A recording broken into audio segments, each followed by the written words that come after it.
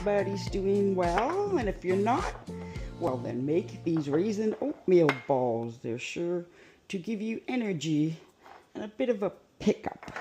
So in this large bowl, I've added my dry ingredients, which is 1 cup of all-purpose flour, 1/4 cup of brown sugar, 3/4 cup of white sugar, half teaspoon of baking soda, 1 teaspoon of salt, half a teaspoon cinnamon, and just a pinch of nutmeg. And now I'm just whisking this all together, making sure that everything is smooth, especially the brown sugar, because brown sugar can get a little bit hard. And whatever's left, the rest will be dissolved by liquids, which are what I am going to add next. So in here, I have got 1 egg that I've beaten, and in that egg, I've got 1 teaspoon of vanilla. Just gonna mix that. It's a good idea to beat the eggs before you put it in this middle of that. And the other wet ingredient, which is a half a cup of melted butter. I just melted it in the microwave for 30 seconds, and that was just plenty. Add that wet ingredient in, and then just mix it all together before we add some more dry ingredients.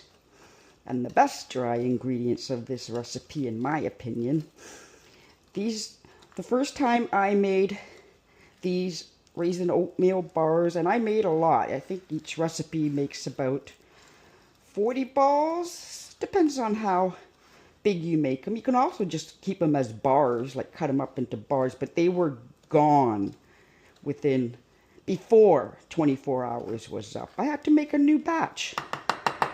So this is all getting stuck in a little whisk here. So I am finished with this whisk. So now I will take my spatula. I love the spatula. It's nice and curved. So now I'm going to add in the rest of my dry ingredients. So here I have 2 cups of large flake oats, quick cooking oats.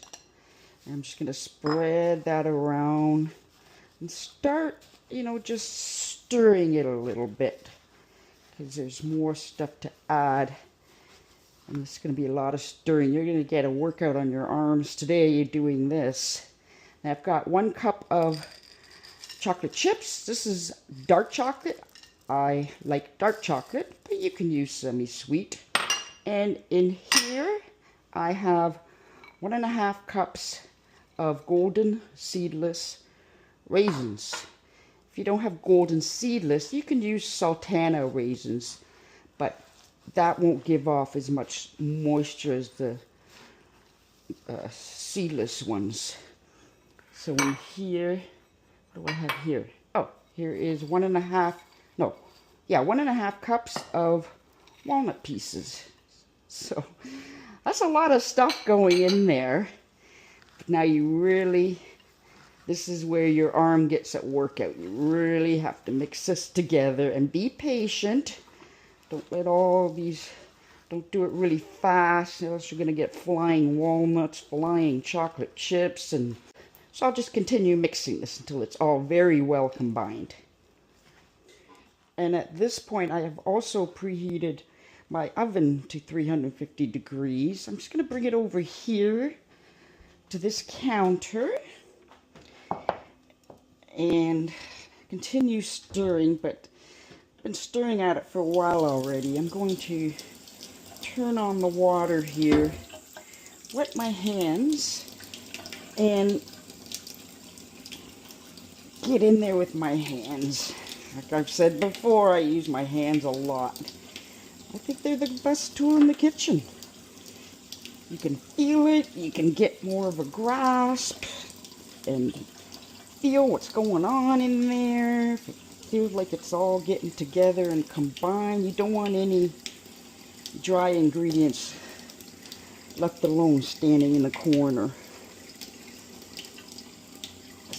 Lift up the bottom, poke it into the bottom and lift it up. Make sure everything is there. And my oven is almost there at 350 degree Fahrenheit. So now I'm going to move this into my 8x8 cake pan, although you can't see it because it's pretty much smothered with this parchment paper. And I love using the parchment paper because it's easy to lift up when it's baked and no mess. You got a clean cake pan. So I will continue putting this into my cake pan. So I've emptied it out of this bowl into this cake pan, and I've put some water in there so I can keep dumping my fingers in there. And what I'm going to do is really press down to get it all compressed, especially into the corners. Go into the corners, make sure it's all nice and even. So this has all been compressed together.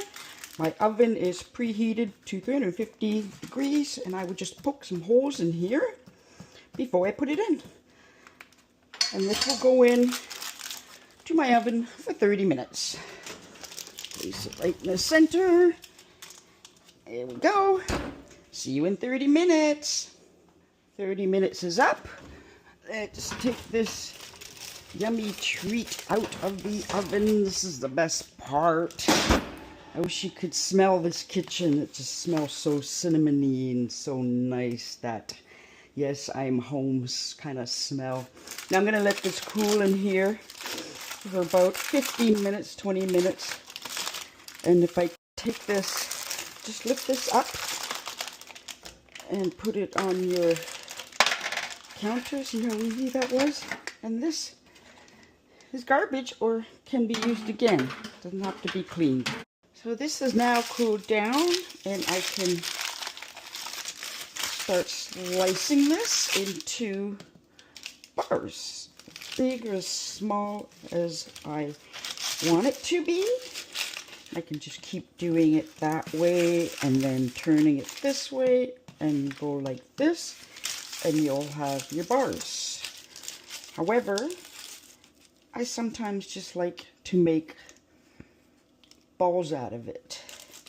So you could do some of it ball shaped or some of it bar shaped.